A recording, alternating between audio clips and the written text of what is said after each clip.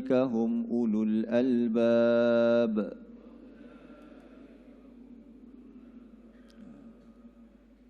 Iaitu orang-orang yang mereka mendengar akan perkataan itu. Fayattabi'una ahsanah, maka mereka pun mengikut yang terbaik.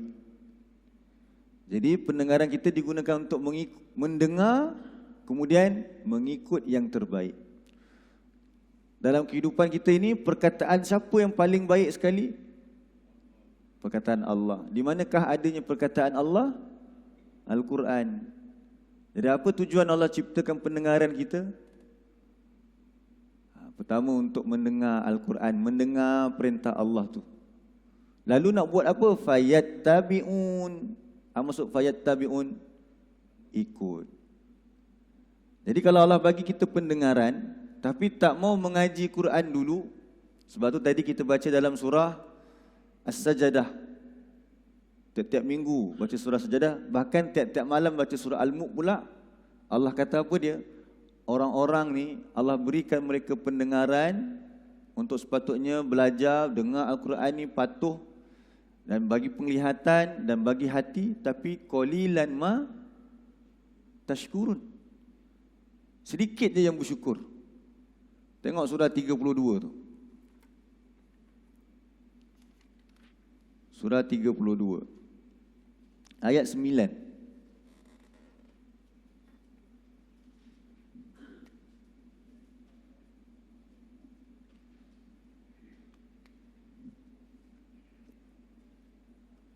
Muka surat 415.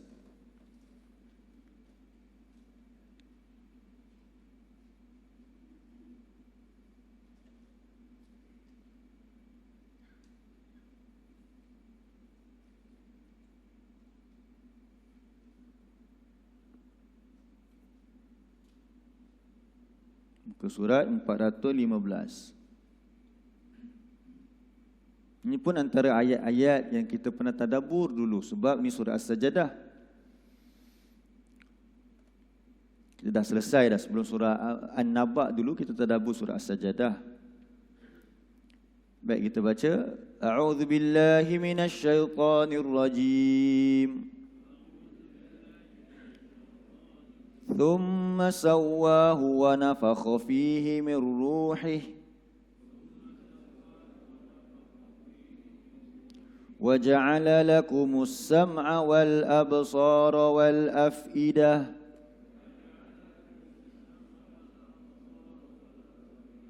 قَلِيلًا مَا تَشْكُرُونَ. Kemudian kami sempurnakan kejadian manusia itu dan kami tiupkan padanya roh. Kemudian Allah kata apa dia? Sama macam ayat tadi. Dan dia jadikan bagi kamu pendengaran, penglihatan. Yang kedua apa tadi? Yang pertama pendengaran, yang kedua penglihatan.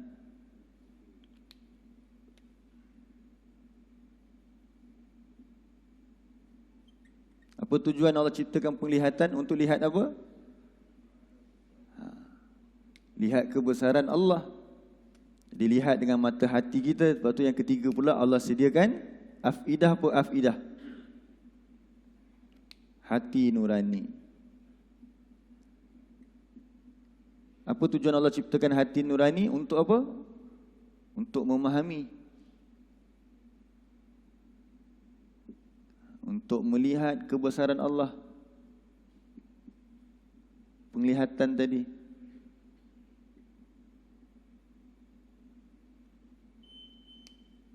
Manusia melihat langit, dia mengkaji langit, tapi yang dia tak jumpa apa dia? Kebesaran. Yang dia jumpa kebesaran diri dia dengan kajian-kajian dia. Itu kena tadabbur pula surah Al-Mulk. Kan? Awal-awal surah Al-Mulk tu. Jadi Allah kata apa dekat ujung tu? Qalilan ma tashkurun. Sikit sekali apa yang kamu syukuri. Maksudnya dengan alat makrifah tu, kita tak jadi hamba yang bersyukur kepada Allah. Tak balas. Tetapi kita gunakan untuk kehidupan kita sahaja. Bukan dengan tujuan asal penciptaan untuk mengabdikan diri. Jadi sebab itulah kita paling utama sekali sepatutnya kita memahami Al-Quran. Dengan mendengar betul-betul Al-Quran. Itu benda tu Allah bagi package dah. Untuk nak memahami kehendak Allah supaya kita dapat laksanakan tujuan hidup. Tiba-tiba lahir-lahir, kita tak bekalkan itu untuk anak-anak kita, untuk diri kita. Yang lain dulu kita dahulukan. Itu adakah hamba yang bersyukur? Tidak. Sebab tu Allah ingatkan, Allah bagi ancaman tak gunakan alat makrifah ni dalam surah 7 ayat 179. Surah 7 ayat 179.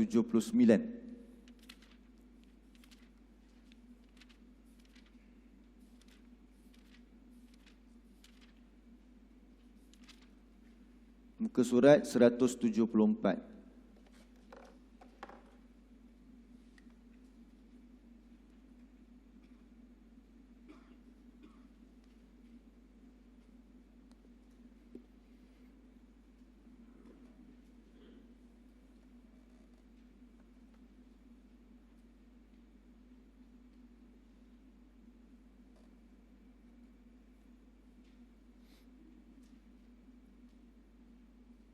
Ke surat 174 ayat 179.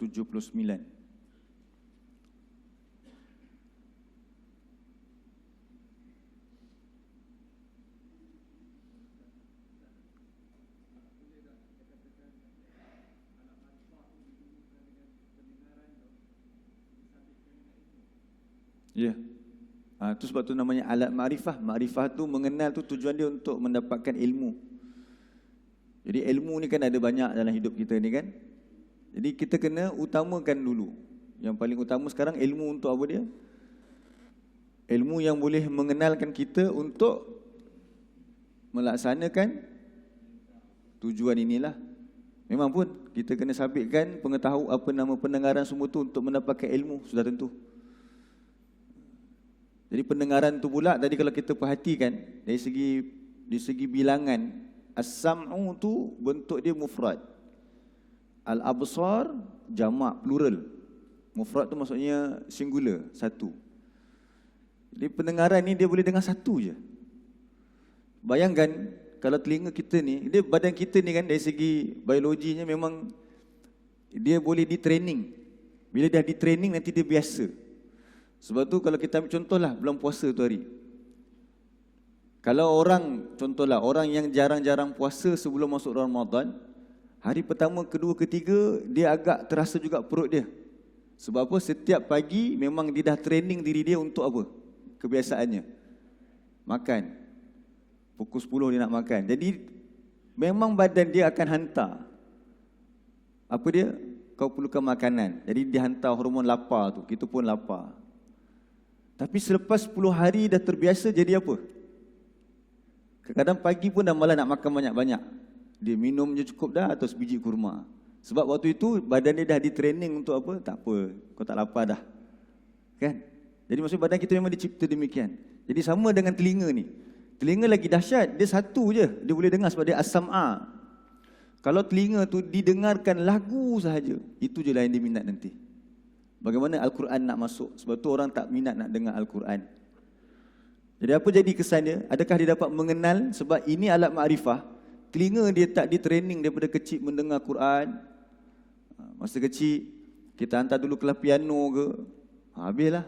Bahaya tu. Jadi kita tujuan Allah ciptakan pendengaran semua tadi tu untuk mendapatkan ilmu. Macam tu Haji sebut tadi betul. So ilmu yang Allah turunkan yang paling utama ialah Al-Quran ini. Jadi dalam ayat ini Allah memberi ancaman kepada kita. Siapa yang tidak mahu menggunakan 3 alat makrifah ini untuk mendapatkan ilmu yang sebenar. Kan minggu lepas ingat tak kita bagi takrif ilmu? Kan kelas ni kan? Ada siapa yang bawa nota minggu lepas? Haji Hafiz ada salin tak minggu lepas tu? Tinggal nota. Haji, ada kan kita bagi takrif ilmu? Maksud ilmu yang sebenar. Apakah itu ilmu kalau betul-betul ilmu? Siapa ada salin? Ya, Ji? Takrif ilmu. Ilmu tu membawa kita mengenal Allah. huwa ma'rifatullah. Yang kedua, mengenal nabinya, wa ma'rifatu nabiyhi. Betul kan? Kelas ini saya rasa kita bagi takrif ilmu, betul lah. Dan yang ketiga, mengenal agama Islam ini, kesemua ni mengenal Allah, mengenal Nabi, mengenal agama kita ini bil adillah, dengan dalil-dalil. Dalil tu ilmu lah. Jadi ilmu apa boleh mengenal Allah? Buku apa kita baca untuk mengenal Allah yang sebenarnya? Al-Quran lah. Jadi kalau buku yang dikarang oleh manusia tak ada dalil Quran, itu masalah. Nak kenal Allah, dia kata, tuan-tuan cuba tengok. Dia tanya diri tuan-tuan macam mana, kena pusing-pusing kan belajar yang falsafah ni. Jadi pening kepala. Sedangkan nak kenal Allah macam mana? Baca dalam Al-Quran. Begitu juga nak mengenal Nabi. Jadi ilmu itu ialah suatu yang mengajarkan kita untuk mengenal pencipta kita. Sepatutnya kalau belajar sains, dapat tak kenal pencipta?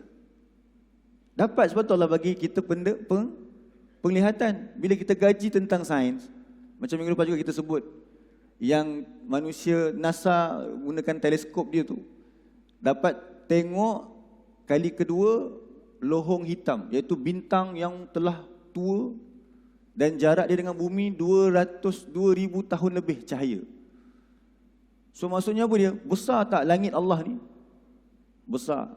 Mana ada manusia boleh cipta? Melainkan mesti yang paling hebat. Jadi bila kita lihat kejadian alam begitu hebat, tapi tak melahirkan rasa tunduk kepada Allah, maksudnya dia tak guna penglihatan. Tapi kita kaji semua tu. Kita boleh kaji semua perkara tersebut. Itulah dia. Bila tak guna alat makrifah tu, maka tempat dia bagi manusia yang demikian ialah neraka Jahannam. Tengok ayat 179. Ya.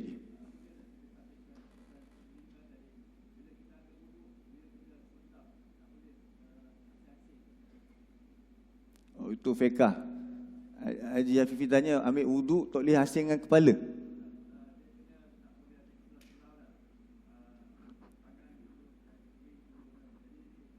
Dia bukan tak boleh, mungkin tak sempurna lah. Selalu orang buat gini terus kan. Dia buat satu sebelah masih sah lagi. Wallahu alam, kalau tu kita nak sabitkan dalil tu dengan hukum fiqah tu saya tak pasti. Itu saya tak tahu. Wallahu alam. Okey, kita lihat ayat 179. A'udzu billahi minasyaitonir rajim. وَلَقَدْ ذَرَأْنَا لِجَهَنَّمَ كَثِيرًا مِنَ الْجِنِّ وَالْإِنسِ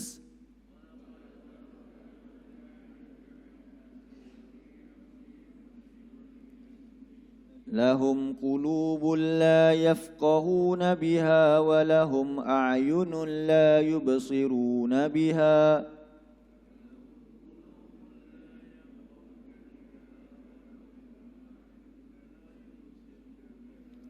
وَلَهُمْ آذَانٌ لَا يَسْمَعُونَ بِهَا أُولَئِكَ كَالْأَنْعَامِ بَلْ هُمْ أَضَلُّ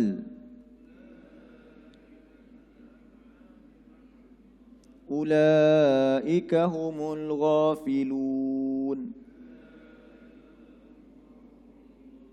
Dan demi sesungguhnya telah kami sediakan, telah kami penuhkan li jahannam, bagi neraka Jahannam, na'udzubillah. Daripada kalangan siapa yang masuk neraka ni? Dari kalangan makhluk yang Allah ciptakan untuk mereka mengabdikan diri kepada Allah, iaitu jin dan manusia. Dan kita pula kategori manusia. Jin dengan alam dia, kita dengan alam kita sekarang ni manusia. Jadi maksudnya banyak di antara kita ini dicampakkan ke dalam neraka. Apa sebab? Punca dia ialah tidak menggunakan alat makrifah ini. Ataupun bukan tak gunakan. Yang kedua apa dia? Salah guna alat makrifah ini. Tengok Allah kata apa dia? Lahum qulubun la yafqahuna biha. Mereka mempunyai apa? Hati-hati. Tadi afidah lebih kurang makna dia. La yafqahuna biha, tapi mereka tidak mau memahami, menggunakan hati mereka itu untuk memahami dengannya. Dan perkara yang pertama untuk difahami apa dia, dan terjemahan dia tulis dalam kurungan apa dia? Memahami apa? ayat-ayat Allah. Jadi kita ada hati untuk memahami, tapi tak belajar untuk faham Quran. Dan kadang-kadang kita kata apa nanti? Untuk memahami Quran, salah satu cara dia kita kata belajar bahasa Arab kan. Macam mana kita nak belajar engineering, kita kata ada ilmu engineering yang terbaik di Jerman contohnya. Ataupun kita nak ambil ilmu tersebut di Jepun, apa kita buat? Sungguh-sungguh kita buat ni nak nampak ilmu tu. Kerajaan pun bantu juga buat UniKL dan sebagainya. Minta maaf lah kita sebut, bukan nak kata apa, maksudnya kita tubuhkan adanya di situ apa GMI dan sebagainya. Untuk apa? Buat persiapan untuk pergi ke sana. Jadi kita belajar bahasa.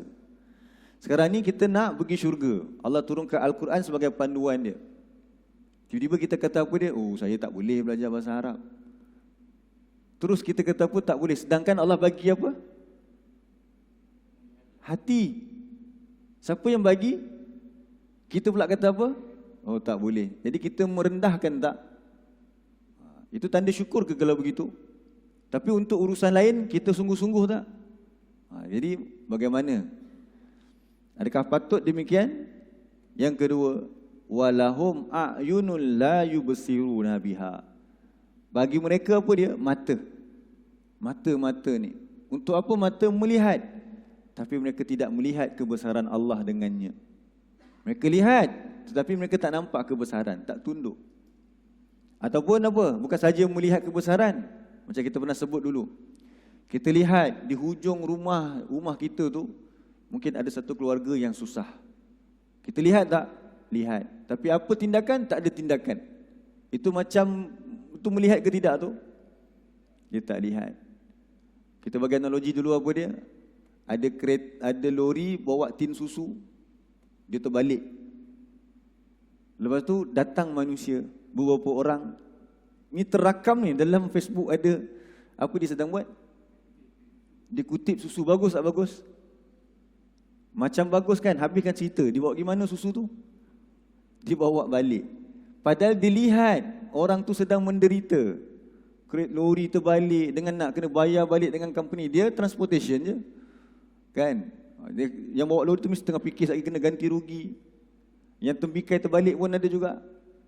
Kutip-kutip bakat-bakat. Dia satu je yang dia tak kutip. Itu hari ada kat jalan kat Ipoh tadi dia terbalik. Lori apa? Yang itu tak ada orang nak kutip. Ada tadi kat highway lori shilling terbalik. Orang kutip. Terakam pula tu. Allah Akbar, malu Ada mata tak? Tapi dia tak melihat orang itu dalam keadaan susah. Kita pula sama-sama pagi-pagi kita rasa seronok dah. Alhamdulillah belajar Quran, pandai baca Quran. Tapi pada masa yang sama kita tahu, kita lihat sendiri ada kawan kita tak pandai baca Quran. Nampak, tapi kita tak buat apa-apa. Tak terfikir ataupun tak tertanya, nak tak aku ajar kau? Akhirnya dia lepas dia dah mati, sementara tunggu apa AJK nak menguruskan dia, kita bacakan Yasin masa dia dah mati nanti. Waktu dia hidup, patut kita baca waktu bila? Waktu hidup, dengar aku baca, kau ikut je. Lama-lama pandai tak dia? Tapi ada mata, Allah kata, tak gunakan matanya. Itu yang kedua. Yang ketiga, walahum azanun. Mereka mempunyai telinga, tetapi mereka tidak mau mendengar ayat-ayat Allah. Tiga ni alat makrifah kan tadi? Siapa yang tak nak guna alat makrifah ni, Allah kata apa dia? Mereka seperti apa? Allah cipta kita sebagai manusia. Tiba-tiba kita pergi ubah kedudukan kita menjadi al-an'am. Kan? Apa maksud al-an'am? Haiwan ternak. Macam nak memahami ayat ni? Allah sebut haiwan ternak. Kita tengok, kita bangsa apa? Kaum apa kita ni? Orang apa? Orang Melayu, orang Malaysia. Bukan orang Arab, ada orang Arab di sini. Orang Arab, haiwan ternak dia apa? Unta, kambing. Okey, jadi untuk orang Arab, bila dia baca ayat ni, kalau aku tak guna pendengaran, penglihatan dan hati untuk memahami kitab Allah ni paling utama sekali, aku seperti apa? Unta. Seperti keledai. Okey, kita orang Melayu. Orang Melayu ternak apa? Lembu. Marah tak kalau orang kata kita, awak macam lembu? Marah kan? Tapi Allah kata apa dia bagi orang Melayu? Kalau orang Melayu tak gunakan pendengaran, penglihatan dan hati untuk memahami ayat-ayat Allah, Seperti apa? Haiwan ternak tu apa dia? Untuk kita orang Melayu, lembu. Dahsyat tak? Kita boleh relax je baca, buat tak tahu je. Sedangkan kita ditempelak dalam Quran. Kamu tak faham apa yang disampaikan, kamu buat dia je. Kamu seperti apa kata, bukan saya yang kata ni, Quran kata kal an'am, seperti haiwan ternak. Haiwan ternak kita lembu. Faham macam itulah. Kalau sebut haiwan ternak je umum kan. Haiwan ternak kita lembu. Bahkan mana lagi baik, haiwan ternak ke kita? Bahkan kamu tu lebih teruk lagi. Balhum adal. Bahkan mereka yang tak gunakan alat makrifah itu lebih sesat lagi daripada bagi dia lembu. Lembu kalau dah sampai umurnya boleh buat apa? Ni nak korban dah ni. Dapat juga dia punya modal tu. Untung juga. Manusia bukan boleh buat makan. Jadi Allah kata mereka ni kategori apa? Ulaika humul ghafilun. Mereka itulah orang-orang yang lalai. Apa maksud lalai kalau Allah sebut dalam Quran lalai? Tengok surah 30 ayat 7. 30 ayat 7.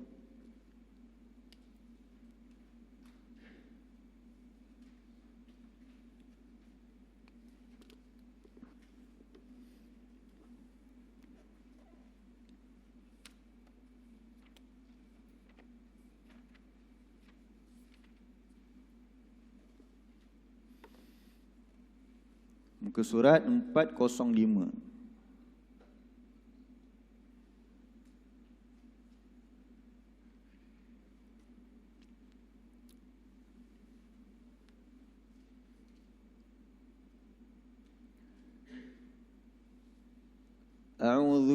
Jumpa muka surat 405 ayat yang ke-7.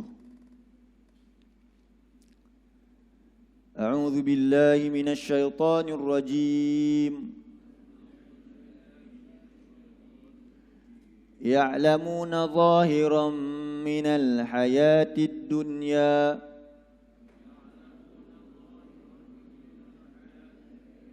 wa hum 'anil akhirati hum ghafilun.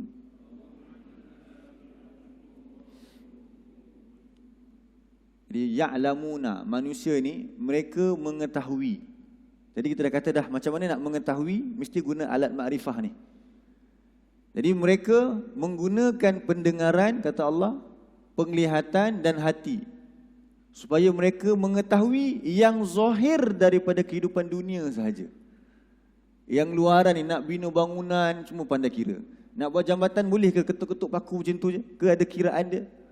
Tu belajar dulu kat sekolah tangent lah, kosinus sebagainya. Itu masa form 4, form 5.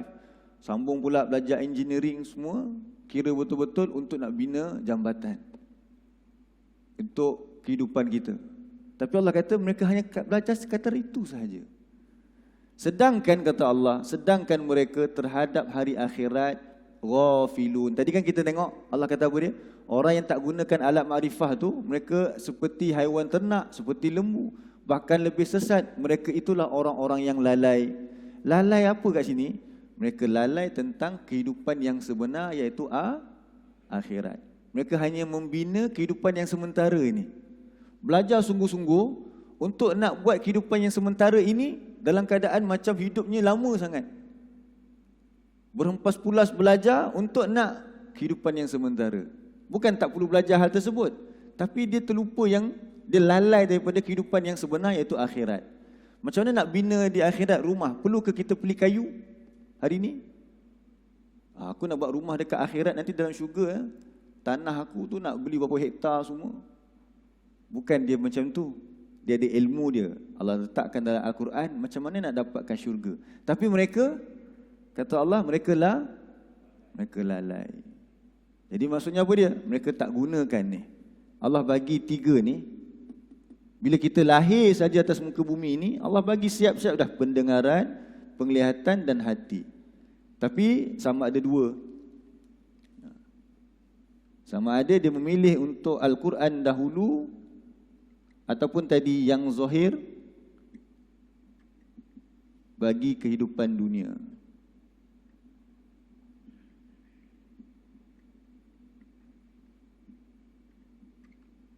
Al-Quran ni akhirat lah, nak mengajar tentang akhirat.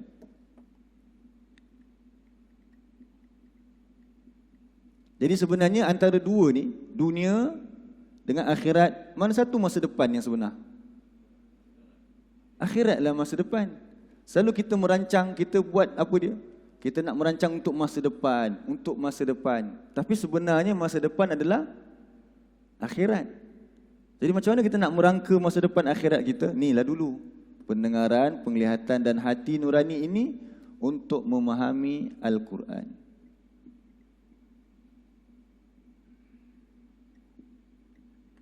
Tapi kata Allah, manusia hanya fokus kepada ini. Rugi kehidupan kita. Suatu Nabi kata apa dia?